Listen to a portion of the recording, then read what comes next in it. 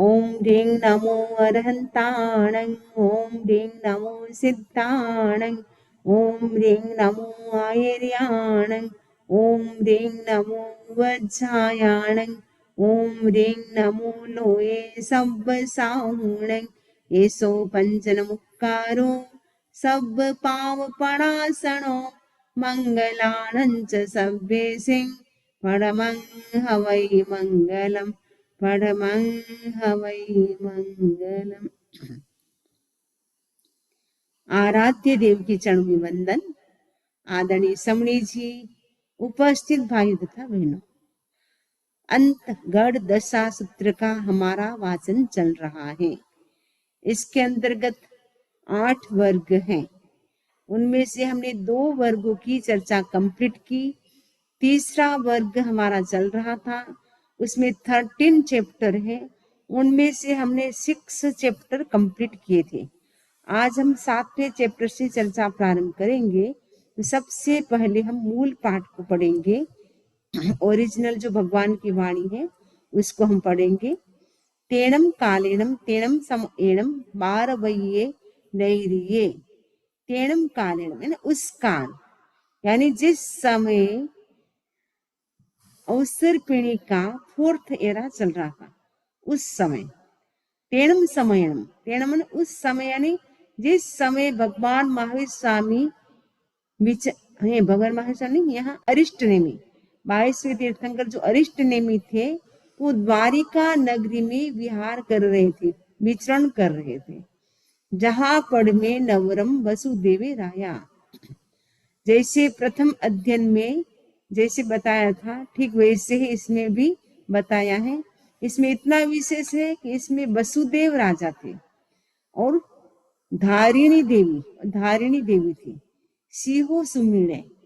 और उनको भी, जो बच्चे का जब जन्म होता है तब उनको भी सिंह का सपना आता है। जब प्रेग्नेंट होते उस समय सिंह का धारिणी माँ को सपना आता है। क्योंकि कोई भी महापुरुष यदि गर्भ में आता है, महापुरुष का जीव, कोई ग्रेट मैन बनने वाला है, वो यदि गर्भ में आता है तो उनकी माँ को कोई न कोई शुभ सपना आता है।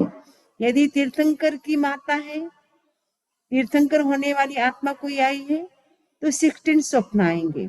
यदि चक्रवर्ती अगर आया है, चक्रवर्ती की आत्मा, भावी चक्रवर्ती बनने वाले हैं, तो उनकी माँ को भी 16 स्वप्न आएंगे। जो वासुदेव है, यदि वो गर्भ में आते हैं, उनकी माँ को 7 स्वप्न आते हैं, 7। और जो बलदेव होते हैं, उनकी माँ को 4 सपने आते हैं। जो भावित आत्मा अणगार है, यानी होनहार, जो या तो कोई राजा बनने वाला है या कोई भावित आत्मा अणगार बनने वाला है, उनकी माँ को भी एक शुभ स्वप्न आता है। 14 में से 14 जो सपने हम मानते हैं, उनमें से एक शुभ स्वप्न आता है। ये जो धारिणी माँ है, उनको भी सिंह का स्वप्न आता है।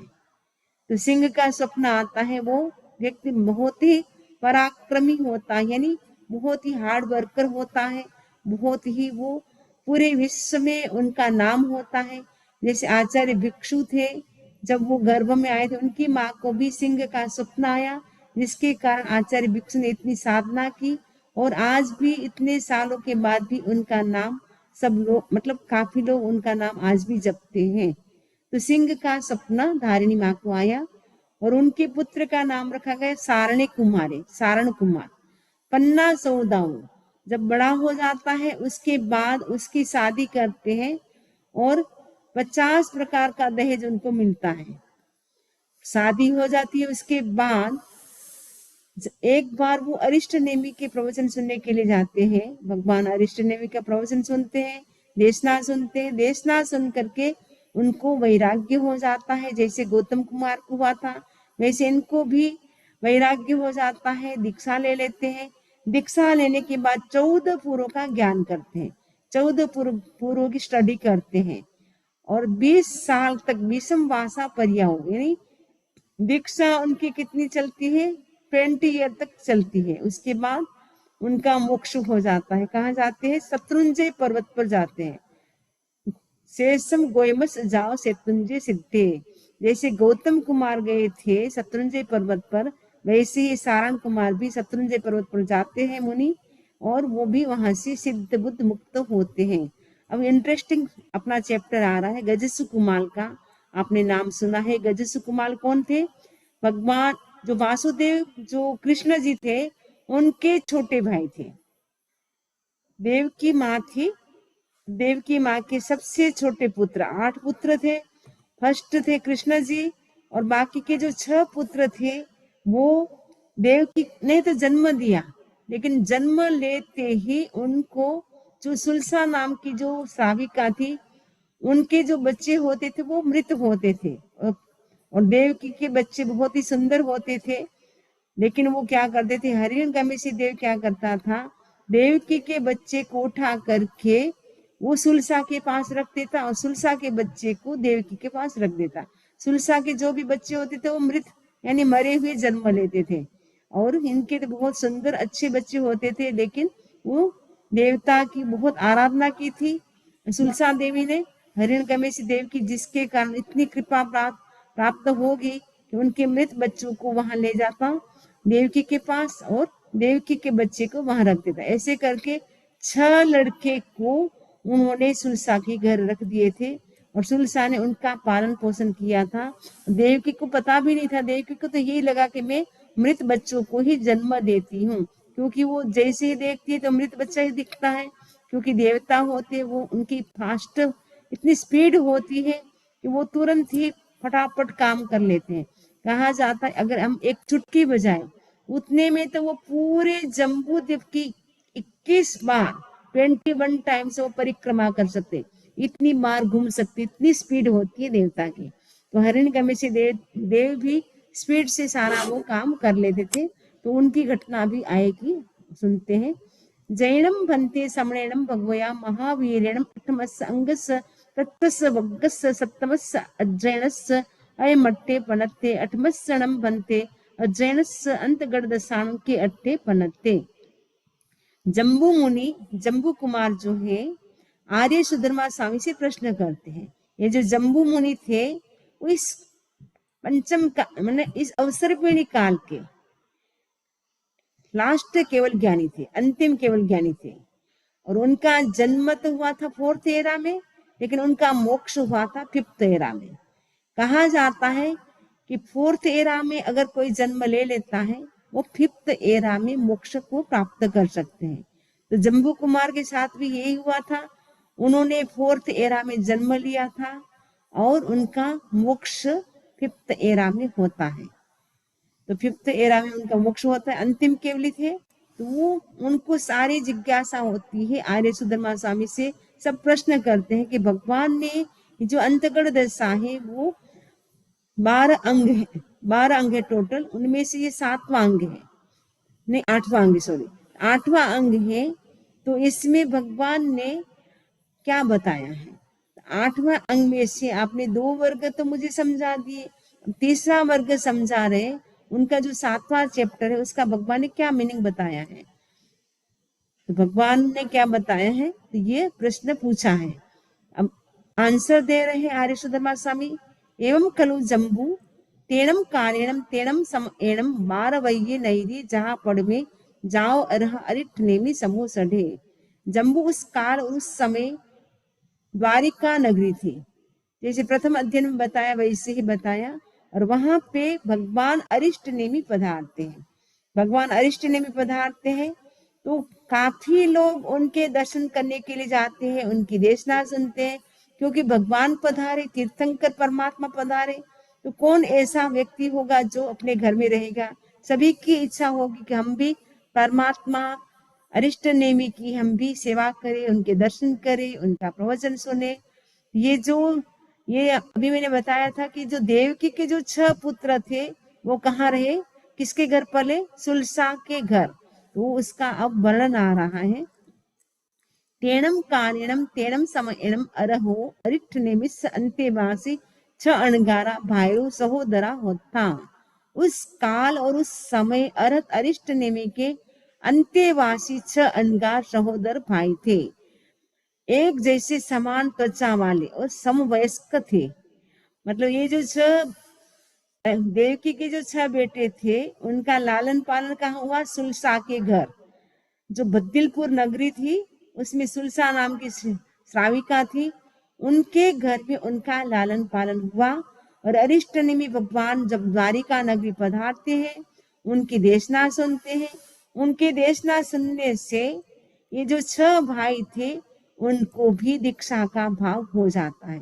तो 6 भाई इतने सुंदर थे, जैसे नल कुबेर नाम का जो देव होता है कितना सुंदर होता है, वैसे 6 भाई जो थे बहुत ही सुंदर थे। एक जैसी हाइट, बॉडी, कलर सब कुछ एक जैसा, सारा फेस का जो नाक नक्शा है सब एक जैसा। मैंने कोई पहचान नहीं सकता कि ये बड़ा है कि छोटा है, कौन सा भाई है। 6 के 6 भाई थे, वो एक जैसे ही लगते थे। तैणम ते 6 अणगारा जम चेव दिवसम मुंडा भविता अगाराओ अणगारियम पब या तम चेव दिवसम अरहम। ये जो 6 भाई थे, वो 6 भाई क्या होते हैं? दीक्षा लेते हैं अरिष्टनेमी के पास। पहले के जमाने के इतने हलुकर्मी होते थे, एक बार देशना सुनते, एक लेक्चर सुनते, उनको दीक्षा का भाव हो जाता था। आजकल तुम कितने लेक्चर सुन लेते, फिर भी हमारा मन भी नहीं होता है कि हम दीक्षा ले। दीक्षा तो छोड़ो, 12 व्रत स्वीकार करने का भी मन नहीं होता है। अभी हमारी 12 व्रतों की कार्यशाला भी हमारी सुबह चलती है 10:30 से 11:30, तो आप आ सकते हैं उसमें भी सुनने के लिए। और सुने ही नहीं, उनको स्वीकार भी करें, क्योंकि 12 व्रतों को स्वीकार करने से भी हम एक भव अवतारी बन सकते हैं। तो एक भव अवतारी अगर हमें बनना है तो हम क्या करें? 12 व्रतों को स्वीकार करें। 12 व्रतों को स्वीकार करने से सबसे बड़ा फायदा होगा, हमारी दुर्गति कट जाएगी। दुर्गति का मतलब नरक निगोध में हम नहीं जाएंगे, तिरंज गति में हम नहीं जाएंगे, और भवनपति व्यंतर ज्योतिष देव भी नहीं बनेंगे। हमारी गति होगी वैमानिक देव। तो वहां से मृत्यु के बाद देव गति का आयुष्य पूर्ण करके फिर जन्म कहाँ होगा? महावीर क्षेत्र में, या जहाँ तीर्थंकर परमात्मा विराजमान है वहां होगा। वहां से हम दीक्षा लेकर के मोक्ष जा सकते हैं। तो इसके लिए जरूरत है कि हम इसी भाव में आराधना करें, क्योंकि ये प्रेशियस टाइम हमें मनुष्य भाव का मिला है। यदि इस समय हमने कुछ नहीं किया, फिर वापस 84 का चक्कर तैयार। क्योंकि त्रस पर्याय में हमें टाइम ज्यादा नहीं होता है, पंचेंद्री पर्याय में हमें 1000 सागरूपम और टोटल त्रस पर्याय में 2000 सागरूपम का ही टाइम हमारे पास होता है। 1000 सागरूपम उसमें पंचेंद्रीय पर्याय का होता है। तो पंचेंद्रीय पर्याय में उसमें भी कितने जन्म तो हमारे नरक गति में हो जाते हैं, कितने देव गति में हो जाते हैं, कितने तिरंज गति में हो जाते हैं। तो मनुष्य तो हम बहुत कम बनते हैं। कहा जाता है 47 टाइम ही हम मुश्किल से इतने 2000 सागरूपम में मुश्किल से हम बनते हैं। उस अभी हम मनुष्य बने हैं, और उसमें भी हम जैन बने हैं। अभी हम कुछ कर लेंगे तो 84 के चक्कर में वापस नहीं घूमना पड़ेगा, क्योंकि त्रस पर्याय का टाइम पूरा होने के बाद तो हमें वापस स्थावर में जाना पड़ता है। यानी हम एक इंद्रिय जीव बन जाएंगे। एक इंद्रिय जीव यानी 1 सेंसेस ओनली होगी। वो कौन होते हैं? प्लांट पौधे होते हैं, पृथ्वी काय, अपकाय, तेजस काय, वायु काय, वनस्पति काय। ये 5 जो स्थावर है उनके पास ओनली 1 सेंसेस होती है। अगर हमने नहीं की आराधना, अगर हमारा मोक्ष नहीं हुआ इन पंचेंद्रिय पर्याय से, तो वापस हमें कहाँ जाना पड़ेगा? एकेंद्रिय बनना पड़ेगा। फिर वहां से हम कब निकलेंगे? कब मनुष्य भाव मिलेगा? कब हमें जैन धर्म मिलेगा? कब हम प्रभु की वाणी सुनेंगे? अभी तो हमें मिला हुआ है, ये प्रेशियस टाइम मिला हुआ है। उस समय यदि हम नहीं जागे तो फिर हमें पश्चाताप करना पड़ेगा। तो हम साधु नहीं बन सकते तो कम से कम श्रावक तो बन ही सकते हैं। उसमें आपको कुछ नहीं करना है, लिमिट ड्रॉ करना है, लाइन ड्रॉ करना है कि हम इतनी चीजें रखेंगे, इससे ज्यादा नहीं रखेंगे। इच्छा परिमाण जो 12 व्रत है अलग अलग है, उनमें से हमारे 5 व्रत कंप्लीट हो गए और उसकी वीडियो भी अपलोड है। अगर आप कहे तो वापस भी मैं आपको करा सकती हूँ। अगर आपको किसी को भी स्वीकार करना है तो मंडे टू फ्राइडे हमारी क्लास चलती है, उसमें आप ज्वाइन कर सकते हैं। और आगम भी पहले हमारा चल रहा था उपासक दशा, अब वो कंप्लीट हो गया तो 12 व्रत करवा रही हूँ। उसके बाद वापस हमारा आगम भी सुबह चलता है मंडे टू फ्राइडे 10:30 to 11:30 के आसपास चलती क्लास। तो ये बता रही थी मैं आपको कि ये जो 6 भाई थे वो भगवान अरिष्ट नेमि की एक देशना सुनते हैं, देशना सुन करके वो सब के सब दीक्षा ले लेते हैं। और जिस दिन वो दीक्षा लेते हैं जम चेव दिवस मुंडा पवित्रता, यानी जिस दिन वो मुंड होते हैं यानी दीक्षा ग्रहण करते हैं, अगाराव अणगारिम, अगार से अनगार धर्म को स्वीकार करते हैं, तम चेव दिवसम, उसी दिन अर्हम अरिष्ट नेमिम वंदंती नमनसंती वंदिता नमनसिता एवं वयासी, उसी दिन अरिष्ट नेमि को वंदंती यानी वंदन करते हैं, नमनसंती नमस्कार करते हैं, वंदिता यानी वंदन करके, नमनसिता यानी नमस्कार करके, एवं वयासी इस प्रकार वयासी ने बोले, क्या बोले, इच्छामो नम भंते, हे भंते, भगवान के लिए क्या संबोधन करते, हे भंते, इच्छामो मेरी इच्छा है, णम भंते हे भंते मेरी इच्छा है, तुभ्येहिम अभुन्नुणाया समाना जावत जीवाय छठम छठ्येणम अणिखित्तेणम तव कम्येणम संजमीणम तवशा अपाणं भावे माना विहरितये।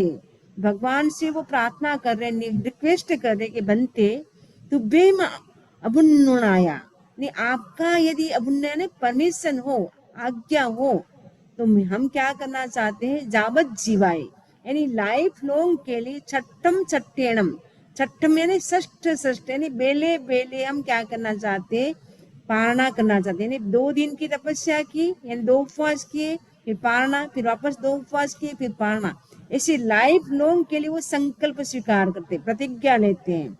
कितनी बड़ी बात है, दीक्षा लेते ही ऐसा संकल्प करना बहुत बड़ी बात है। तो वो 6 भाई कहते हैं, भगवान से रिक्वेस्ट करते हैं, भंते अगर आपकी अनुमति हो, आपकी परमिशन हो, तो हम क्या चाहते हैं, आपकी परमिशन से हम लाइफ लॉन्ग के लिए बेले बेले पारणा करना चाहते हैं। यानी 2 उपवास करेंगे, फिर पारणा करेंगे, फिर 2 उपवास करेंगे, फिर पारणा करेंगे। तो उनका मतलब उनका बॉडी स्ट्रक्चर भी कितना स्ट्रोंग होगा कि दीक्षा लेते ही बेले बेले पारणा करना है। अभी तो हम उपवास करते हैं 1 दिन, तो भी हमें लगता है वीकनेस आ गई, और वर्षित करते हैं वो भी हम क्या करते हैं, 1 दिन उपवास करते हैं, 1 दिन पारणा करते हैं। लेकिन ये तो लाइफ लॉन्ग के लिए वर्षित से भी ज्यादा हो गया, बेले बेले पारणा, 2 उपवास फिर पारणा, फिर 2 उपवास फिर पारणा, ऐसे लाइफ लॉन्ग के लिए वो क्या करना चाहते हैं, बेले बेले की तपस्या करने चाहते हैं और भगवान से अनुमति लेते हैं। तो भगवान क्या कहते हैं, अहा सुहम देवाणु पिया माँ परिबंधम करे है।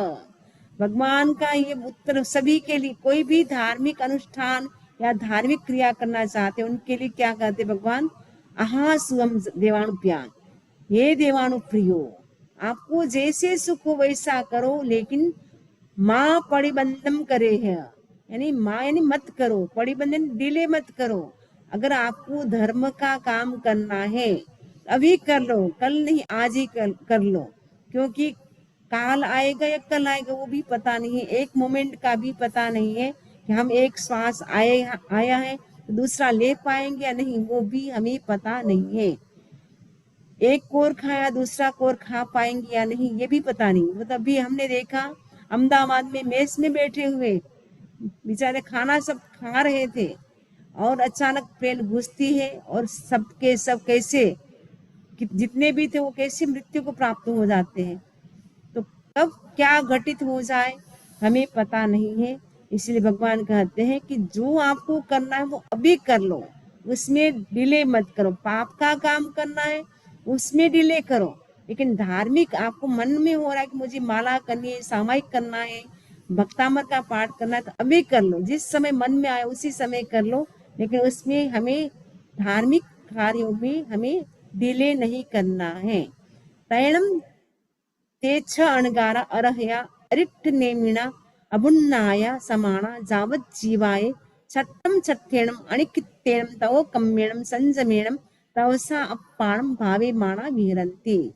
ये 6 अणगार साधु को क्या बोलते हैं, अनगार। अनगार का मतलब होता है कि जिसके कोई घर नहीं होता है, हाउस नहीं होता है, वो होते हैं अनगार। श्रावक के लिए शब्द आता है आगार, यानी श्रावक के आगार यानी घर होता है, इसीलिए श्रावक को कहते हैं आगार और साधु के लिए शब्द आता है अनगार, यानी जिसके कोई बैंक बैलेंस नहीं होता है, जिसके कोई घर नहीं होता है, जिसकी कोई वाइफ नहीं होती, वो अनगार होते हैं। ये जो अनगार है, 6 अनगार यानी 6 साधु है, वो अरहया अरिट नेमिण अमुन्नाय समाना जावत जीवाय छट्टम सत्यणम अणिखित्तेणम तवो कम्मेणम संजमेणम तवसा अपाणम भावे माणा वीरंती। भगवान से परमिशन, क्योंकि कोई भी काम करना होता है तो भगवान की परमिशन चाहिए। वर्तमान समय में तीर्थंकर नहीं है तो हम क्या करते, गुरु की परमिशन से काम करते। बिना गुरु के परमिशन से कोई भी काम नहीं होता है। तो उस समय तीर्थंकर साक्षात विराजमान थे, तो तीर्थंकर प्रभु से वो परमिशन लेते हैं, बनते आपकी अनुमति हो, आपकी इच्छा हो तो हम ये काम करना चाहते हैं। तो भगवान तो केवली होते हैं, तीर्थंकर तो केवली होते हैं, उनको सब पता होता है कि इनका क्या क्या भविष्य है, क्या होने वाला है। तो 6 भाई थे, उन सभी को भगवान ने परमिशन दे दी। अब 6 भाई क्या करते हैं, बेले बेले पारणा करते हैं। बेला 2 दिन उपवास करते हैं और फिर पारणा करते हैं, फिर 2 दिन उपवास करते हैं, फिर पारणा करते हैं।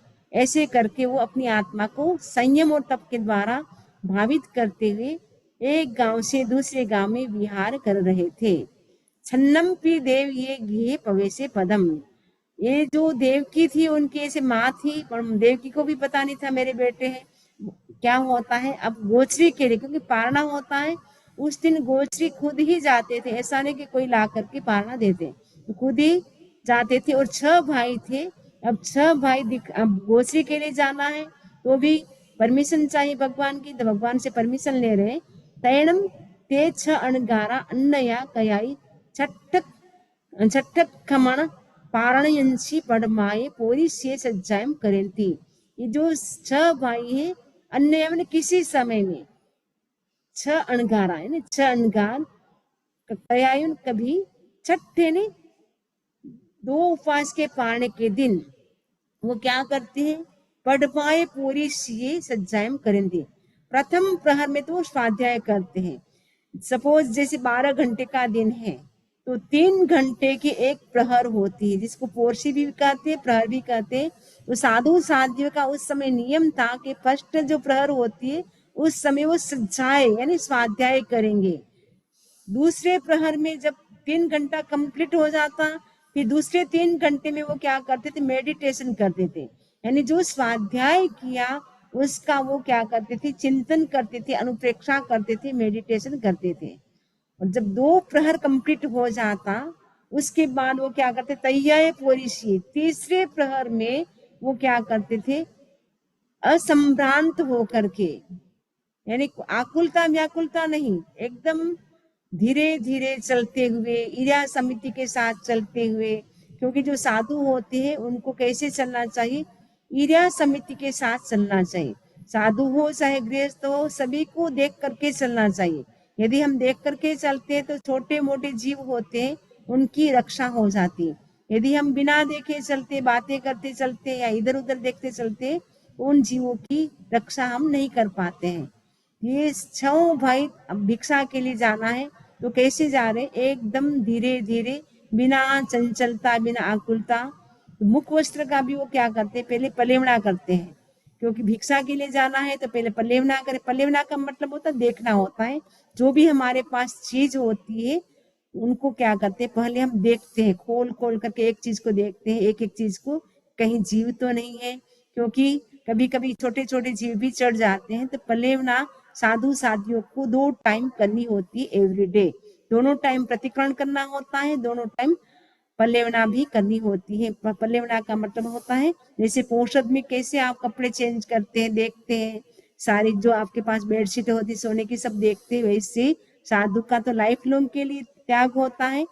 इसके लिए उनको 2 टाइम पलेवना करना होता है। ये साधु जो 6 है वो भी क्या करते, प्रतिलेखन करते हैं। उसके पास जो पात्रे होते हैं उसका भी वो प्रतिलेखन करते हैं, उनके जो कपड़े होते हैं, क्लोथ होते हैं, उनका भी वो प्रतिलेखन करते हैं। और उसके बाद वो प्रतिलेखन करने के बाद क्या करते हैं, जहाँ अरिष्ट ने भी है वहां आते हैं, भगवान अरिष्ट ने भी है वहां आते हैं। और वहां गच्छित आकर के अरहम अरिष्ट नेमि वंदन थी, आकर के वो क्या करते हैं, अरिष्ट नेमि को वंदन नमस्कार करते हैं। वंदिता नमनसिता, वंदन करके नमस्कार करके एवं वयासी, इस प्रकार कहा। इच्छा मोड़म बनते, हे बनते हमारी इच्छा है, क्या इच्छा है?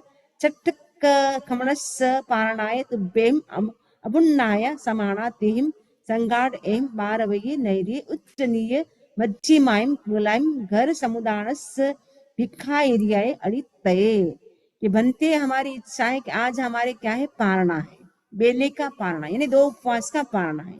2 उपवास का पारना है तो हम चाहते कि हम 6 भाई 2-2 के ग्रुप में जाते हैं, क्योंकि 6 भाई एक जैसे थे कि 6 भाई बोलते कि हम जो 6 ब्रदर्स हैं, हम क्या करते 2-2 के ग्रुप में, अगर आपकी आज्ञा हो तो हम द्वारिका नगरी में जो भी, चाहे मिडिल का कास्ट के हैं, चाहे एकदम हायर कैटेगरी वाले हाउस है, यानी जो भी है, मीडियम है या लोअर है या बहुत रिच मैन है, सभी घरों में हम भिक्षा के लिए जाना चाहते हैं। उसको बोलते हैं सामुदायिक भिक्षा, यानी उसमें कोई ऐसा नहीं कि एकदम रिच मैन घर है उनके घर चले गए, एकदम पुअर का घर आया तो उसको छोड़ दिया, ऐसा नहीं। क्रम से लाइन में जो भी घर आएगा उन सब घरों में वो भिक्षा के लिए जाएंगे। तो भगवान से वो परमिशन मांगते हैं, तो भगवान कहते हैं तैणम ते छ अणगारा अरहया अरिट नेमिना अबुन्नाय समाना अरम अरिट नेम बंदंती। भगवान से अनुमति मांगी तो भगवान कहते, भगवान ने कहा पड़ी निकमिता वंदिता नमनसिता अरहो अरिट नेमिस अंत्यो स संभवन्नाओ बड़ी निकमंती। भगवान से क्योंकि भगवान से वो अनुमति लेते हैं, परमिशन लेते हैं और वंदन करते हैं फर्स्ट, क्योंकि कोई भी हमें परमिशन लेना होता है गुरु से या भगवान से, तो पहले हमें क्या करना होता है? वंदन नमस्कार करना होता है तिकुत्तों के पाठ से। तो तिकुत्तों के पाठ से वंदन नमस्कार कर लिया, भगवान ने अनुमति दे दी, तो अब भगवान से अनुमति लेकर के वो क्या करते हैं? 2-2 के ग्रुप में वो क्या करते हैं? ईर्या समिति का पालन करते हुए द्वारिका नगरी में वो भिक्षा के लिए घूमते हैं।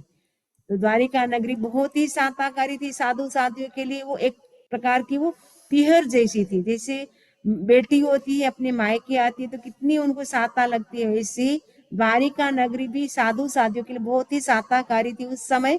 अरिष्ट नेमि के टाइम की बात है, अभी तो नहीं है, लेकिन उस समय वो द्वारिका नगरी थी, बहुत साताकारी थी। और सभी साधु साधियों को बहुत अच्छी गोचरी मिलती थी, और गोचरी पानी जो भी थी वो बहुत अच्छा वहां उपलब्ध होता था। तत्क्षणम एगे संगाड़े बारवये नैरी उच्चनीय मज्जिमायम मुलायम घर समुदानस्य भिक्षा एरियाए अडमाणे वसुदेवस्य रन्नो देवी देवी गे अनुपविठे। अब 6 भाई हैं, 2-2 के ग्रुप में जा रहे हैं, तो दोनों 2 भाई हैं, वो घूमते घूमते गोचरी करते करते कहाँ पहुंचते हैं? वसुदेवस्य रन्नो, जो वसुदेव राजा की देवकी के घर में अनुप्रविष्ट हुआ, यानी उनके घर में वो प्रवेश करते, एंटर करते हैं। तो देवकी थी, उनके ये पुत्र थे, बेटे थे, लेकिन देवकी को भी पता नहीं था। तो देवकी क्या करती है? जैसे ही दूर से देखते हैं कि साधु पधार रहे हैं, तो क्या करती है? वो बैठी नहीं रहती है। कभी भी आपके घर में साधु साध्वी पधारे, आपको अगर योग मिलता हो तो क्या करना चाहिए? उनके सामने जाना चाहिए, 7-8 कदम सामने जाना चाहिए। तो एक प्रकार का उनके प्रति आदर भाव होता है हमारा साधु साधियों के प्रति, तो सामने जाना चाहिए 7-8 कदम। और जब भिक्षा करके जाए तब भी हमें उनको पहुंचाने के लिए कुछ कदम जाना चाहिए। तो अब देवकी क्या करती है? तैणम सा देवी ते अनगारे यजमाने पास सही।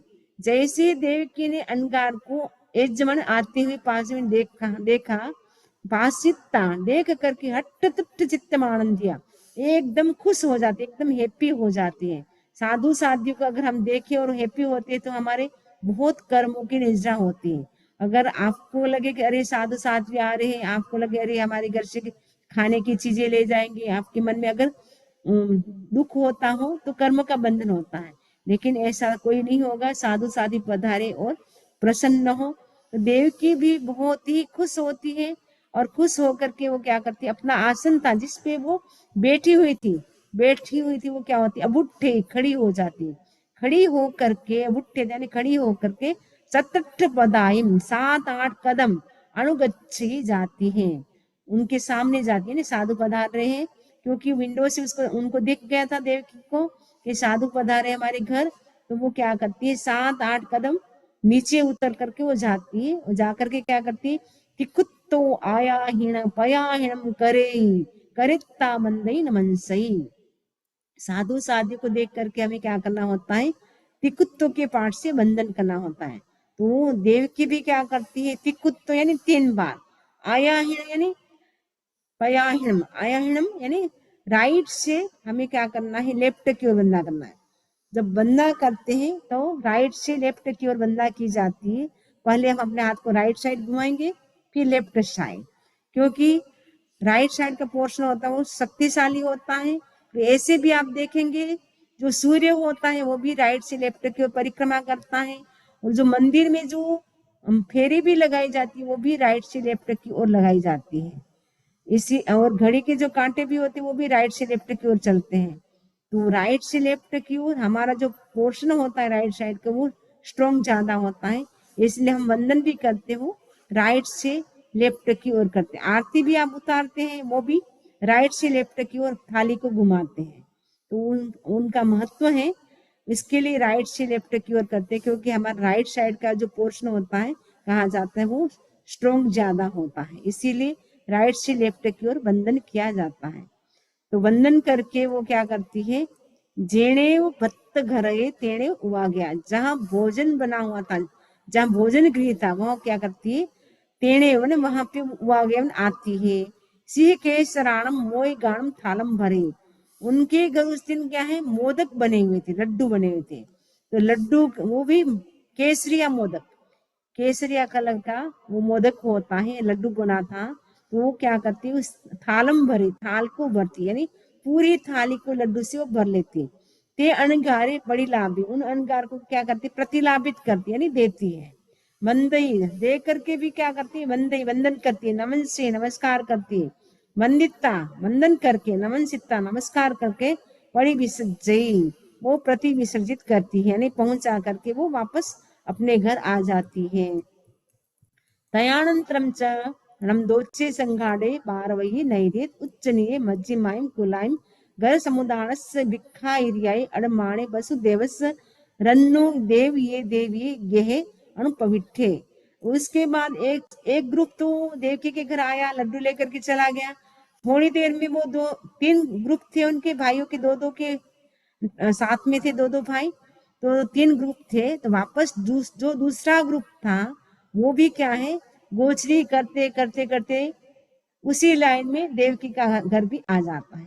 तो देवकी का घर आ जाता है तो वो भी देवकी के घर में वो क्या करते हैं, अणुपवित्र ने प्रवेश करते हैं, प्रवेश करते हैं। और देवकी वापस वही जैसे देवकी ने पहले किया था, देखा था उन भाइयों साधुओं को, अनगारों को देख करके वो अपना आसन छोड़ती है और वो खड़ी होती है, सामने जाती है 7-8 कदम, और उसके बाद वापस वही कुत्तों के पाठ से वंदन करती है।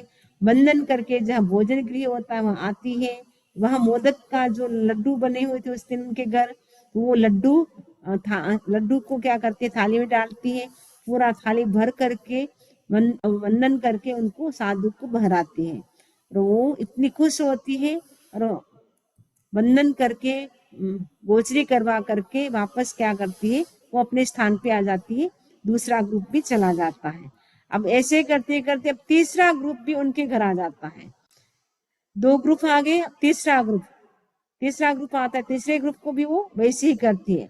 अब देवकी के मन में अब क्या होता है, डाउट हो जाता है। क्या डाउट होता है, तैणम सा देवी देवी ते अणगारे इस जमाने पासी पासी हट तुट्टा आसमानो अबुट्टे।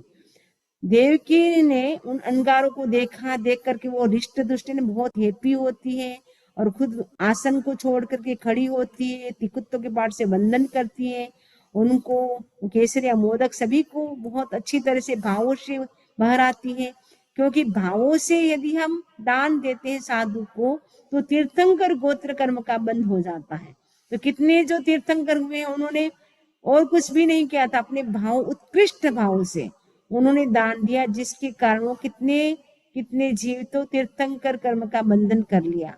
भगवान महावीर स्वामी ने भी दान दिया था, सम्यक्त को प्राप्त कर लिया।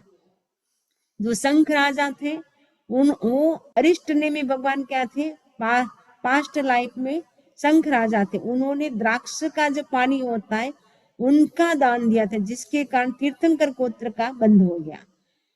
तो ये जो देवकी भी है आने वाली 24वीं तीर्थंकर बनने वाली है। कहा जाता है कृष्ण जी के घर से लगभग 7 जीव ऐसे हैं, 7 आत्माएं तीर्थंकर बनने वाली है। कृष्ण जी भी बनने वाले हैं, उनके जो भाई थे बलदेव वो भी बनने वाले हैं, देवकी भी बनने वाली है। ऐसे करके 7 जीव उनके घर से तीर्थंकर बनने वाले हैं। तो देवकी के मन में शंका हो जाती है कि क्या बात है, आज बार बार ये हमारे घर में क्यों आ रहे हैं। उनको ये पता नहीं कि ये 6 भाई हैं, मतलब 3 ग्रुप है। उनको लगता है वही ग्रुप बार बार लड्डू लेने के लिए आ रहा है। उनके मन में डाउट होता है। तो वो क्या कहती है, जो उनके जो पुत्र थे कृष्ण जी, और कृष्ण जी क्या थे, वासुदेव थे, और उनका ही शासन था, उनका ही राज्य चल रहा था, राज्य का संचालन वही कर रहे थे। तो जो देवकी है वो कृष्ण जी को पूछती है, तो क्या बात है कि आपकी जो ये द्वारिका नगरी, यहाँ पे सभी साधु साधियों को इतना अच्छा आहार पानी मिलता था, अब क्या होगी। क्या हमारी द्वारिका नगरी में जो रहने वाले हैं उनकी भिक्षा की भावना कम हो गई है, गोचरी बहराने की भावना क्या कम हो गई है। इसीलिए हमारे घर में ये संत हैं, वो बार बार भिक्षा के लिए आ रहे हैं। उनके मन में ये डाउट होता है। ये जो तीसरे नंबर का जो ग्रुप था उनको ये पूछती है। तो ये जो तीसरे नंबर का जो ग्रुप 2 भाई आए थे उनको ये पूछती है, तो ये उनका समाधान करते हैं। तैणम ते अणगारा देवीम देवीम एवं वयासी। वो तैणम उस समय ते अणगारा, उन अणगारों ने देवीम देवकी देवी को एवं वयासी इस प्रकार कहा, नो खलु देवानुप्रिय, हे देवानुप्रिय, कन्नस वासुदेवस इमिस्य बार वैये नैर्ये जाओ देवलोक भूयाय समणा निकंता उच्चनीय मज्जिमायम कुलायम घर समुदानस्य भिक्खायर्याय अडमाणा भत्तपाण नो लभंती।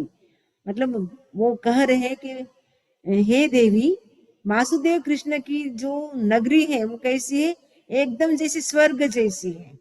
जैसे स्वर्ग में कितना होता है, चकाचौंध कितना होता है, एक लाइटिंग कितनी होती है, एकदम सेम जैसे स्वर्ग जैसी है। क्योंकि ये जो द्वारिका नगरी थी उसको बनाने वाले कौन थे, देव थे, जो कुबेर देव थे, उन्होंने इस नगरी का निर्माण किया था। तो देवता ने बनाई, तो वो देवता जैसे उनको जो देखा हुआ होता है वैसा ही वो भी स्ट्रक्चर बनाएंगे। तो द्वारिका नगरी भी जैसे साक्षात देव स्वर्ग जैसी लग रही थी। उसमें अनेक लोग थे जो साधु साधियों की इतनी सेवा करते थे, उनको गोचरी पानी देते थे। तो उनके मन में आता क्या बात है, तो साधु बोलते हैं कि हम एक ग्रुप नहीं है, हम एक जैसे 6 भाई हैं। तो 2-2 के ग्रुप में हम 3 बार आपके घर आए हैं। तो यहाँ के लोग हैं बड़े अच्छे हैं, उनके मन में किसी भी प्रकार की कोई कमी नहीं आई है। ये जो हम तीसरी बार आए हैं, वो तीसरी बार वो सेम भाई नहीं है, हम 6 भाई हैं। अपना परिचय देते हैं। एवं खलु देवानुप्रिय अम्भे बद्दिलपुरे नयरे। देवानुप्रिय, हम बद्दिलपुर नगर के नागपुर के पति के पुत्र सुलसा भार्या के आत्मज 6 सहोदर भाई हैं। वो बोल रहे हैं कि हम क्या है, बद्दिलपुर नगरी में रहने वाले हैं। हमारे पिताजी का नाम क्या है, नाग कुमार है, और माँ का नाम सुलसा है, और हम 6 भाई हैं। और हम 6 भाई हैं लेकिन एक जैसे, हमारी जो स्किन है वो भी एक जैसी, और हाइट बॉडी स्ट्रक्चर सब कुछ एक जैसा, कोई भी पहचान नहीं सकता है कि ये कौन सा भाई है। तो हम 6 भाइयों ने क्या किया, हमने दीक्षा ले ली भगवान अरिष्ट नेमि के पास। क्योंकि हमने देखा कि संसार में तो क्या है, डेथ इन बर्थ की साइकिल अनादि काल से चल रही है, जिसके कारण कभी मनुष्य बन जाते हैं, कभी नरक में चला जाता है, कभी तिरंज गति में एनिमल से बन जाता है, कभी बर्ड से बन जाता है, कभी चोर बन जाता है, कभी डाकू बन जाता है, कभी कीड़ा, कभी मकोड़ा, कभी प्लांट, कभी वाटर, अलग कितनी कितनी योनि है, 84 लाख योनियों में जीव परिभ्रमण करता रहता है। हमें जन्म और मरण से हमें बहुत डर लगा, इसीलिए हम क्या है, भगवान से हमने क्या किया, अनगार धर्म को स्वीकार कर लिया, और स्वीकार करने के बाद हमने भगवान से अनुमति लेकर यानी परमिशन लेकर के हमने अभिग्रह किया यानी प्रतिज्ञा की थी, हम लाइफ लॉन्ग के लिए बेले बेले का पारणा करेंगे। तो बेले का पारणा आज था, इसीलिए हम 6 भाई 2-2 के ग्रुप में हम एक घर से दूसरे घर में से भिक्षा के लिए जा रहे थे। आपका भी उसी लाइन में घर होने से हम भी आपके घर आ गए। तो मैं ये तीसरा ग्रुप है। तो देवकी को मन में आता है कि जब मैं छोटी थी, जब शादी नहीं हुई थी, उस समय एक मुनि आए थे अतिमुक्तक नाम के, उन्होंने मेरे लिए ये घोषणा की थी, अनाउंसमेंट किया था कि आपके ऐसे बच्चे होंगे, आप 8 बच्चों को जन्म दोगी यानी 8 लड़कों को जन्म दोगी। तो ऐसे बच्चे होंगे आज तक किसी के नहीं होंगे, ऐसे सुंदर बच्चे होंगे आपके। तो देवकी विचार करती है कि मेरे तो 2 ही बेटे हैं, कृष्ण जी और गजस कुमार। ये बोले थे मुनि कि 8 बेटे होंगे और मेरे तो 2 ही बेटे हैं। मुनि की वाणी होती वो कभी मतलब असत्य नहीं होती है। तो क्या बात है, उनके मन में चिंतन होता है। तो अब चिंतन हुआ है देवकी के मन में, और देवकी कहाँ जाती है, सीधी अपना प्रश्न का आंसर लेने के लिए वो कहाँ जाती है, अरिष्ट नेमि के पास वंदन करने के लिए जाएगी, भगवान का वंदन करने के लिए जाएगी, क्योंकि भगवान के पास तो केवल ज्ञान है। तो केवल ज्ञान से वो साक्षात भगवान तो सब कुछ देखते जानते हैं। अब देवकी रानी कहाँ पहुंचेगी, भगवान अरिष्ट नेमि के पास पहुंचेगी। अब पहुंचेगी, अब तैयार होगी तो टाइम भी लगेगा, तो हम तैयार होने देते हैं। और वो कैसे पहुंचेगी, कैसे भगवान से वो जिज्ञासा करेगी और कैसे आंसर लेगी, उन सब का भाव हम आगे सुनेंगे। उसके बाद गजस कुमार का बड़ा इंटरेस्टिंग टॉपिक आने वाला है। अब बस इनका थोड़ा सा भगवान बता देंगे, उसके बाद ये टॉपिक भी हमारा पूरा हो जाएगा, फिर गजस कुमार का हमारा कथन चलेगा। तो आज हमारा ये जो वाचन था अंतगढ़ दशा का कंप्लीट हो गया है, मतलब आज की क्लास कंप्लीट हो गई है।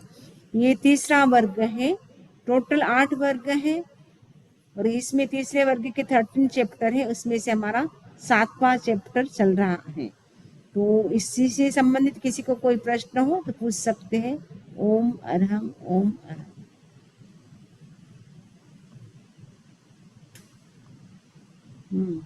मंगल पाठ।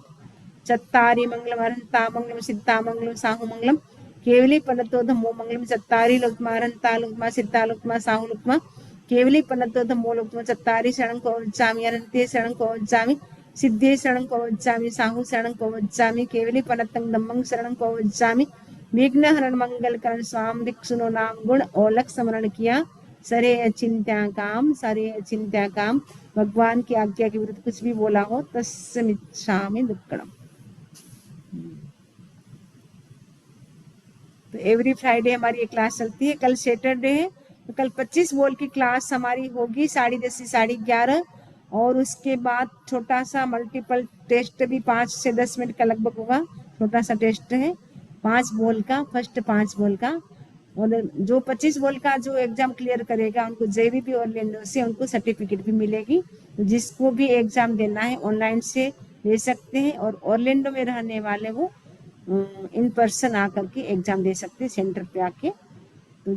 तो कल हमारी क्लास एवरी सैटरडे हमारी चलती है, तो आप ट्राई कर सकते हैं आने के लिए, क्योंकि बेसिक जैनिज्म आप सीख सकते हैं। तो अगर आपने फंडामेंटल्स जो जैनिज्म है उसको सीख लिया, आप फिर आगे बढ़ सकते हैं, बड़े थोपड़े भी सीख सकते हैं। तो टिप्स पे हम गिन सके वैसे आपको बोल है, छोटे छोटे बोल है, ज़्यादा टफ भी नहीं है। उसके साथ साथ आप वीडियो भी सुन सकते हैं, और जीवाजी बुक है आचार्य महाप्रज्ञ जी की, उस बुक को पढ़ना है तो आपको पूरा क्लियर हो जाएगा। उसके बाद भी आपको कोई डाउट होता है आप पूछ सकते हैं।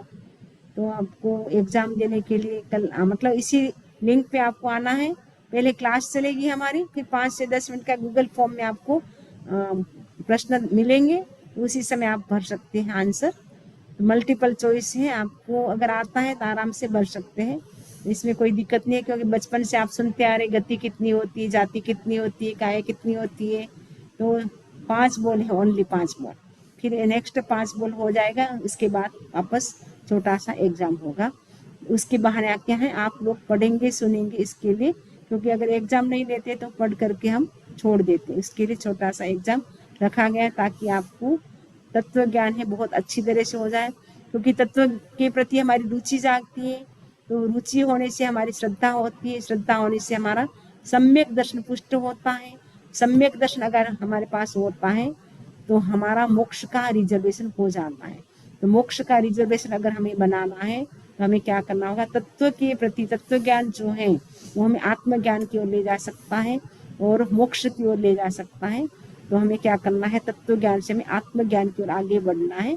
उसके लिए 25 बोल हम सीखे, उसके बाद आगे आप बढ़ सकते स्टेप बाय स्टेप। फर्स्ट हमें 25 बोल लर्न करना है। बचपन में आपने सबने किया होगा, लेकिन अभी आपको याद नहीं है, तो वापस आपको रिवीजन हो जाएगा। वापस जितना भी हम पढ़ते हैं तत्व ज्ञान उतना हमें नया नया मिलता है। तो आप कोशिश करेंगे कराने की। मॉर्निंग में भी हमारा सेशन चलता है, वक्तांबर मेडिटेशन मंत्र 7 से 8, उसमें भी आप ज्वाइन कर सकते हैं। तो जितना भी आपको टाइम मिले, जैसे भी सुविधा हो वैसे आप कर सकते हैं। ओके, अनम्यूट है कि म्यूट है आप सब? देखते हैं, शायद अनम्यूट है ना। अब अनम्यूट हो गए सब? वंदामि नमस्कामि समणी जी। वंदामि नमस्कामि समणी जी। वंदामि नमस्कामि समणी जी।